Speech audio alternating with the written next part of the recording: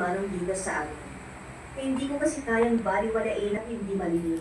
Ang lakas ng kabog ng bibig ko noon. Habang maingat kaming naglalakad para hindi marinig ang bawat hakbang namin. Hanggang sa may narinig kaming sigaw ng isang babae mula sa kabilang kwarto. Sigaw na babae yun ah. Yun yung nagkagaling ko sa kwartong yun. Lapitan natin. Dahan-dahan lang ako dapat yun. Baka marinig lang tayo. Dahan-dahan naman kaming naglakad. Maingat ang bawat hakbang namin palapit sa kabilang kwartong pinagmula ng sigaw. Hanggang sa narinig namin ang boses ni Madam Estrella at Rona, pati na din si Don Lucio. Kasabay nun, kumabog ng malakas ang bibig ko.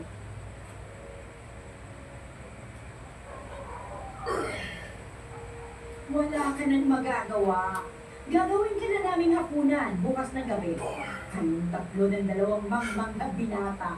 Magiging ingrande ang aming handaan bukas. Manloloko kayo. Niloko niyo ako. Isa ko palang eson. Paano mo nagawa sa sarili mo pamangkin doon siyang? Bakit? Ang dami mong satsat. Masyado kang madrama. Wala ka rin namang pakinabang, kaya ibebenta na lang kita kay Don Lucio. Nang sa ganun ay makinabang ako. Wala kang puso. Sarili mong doon pinagkagulo mo. Paano ba hindi ah? Mas pabigat ang pala para kay Estrella.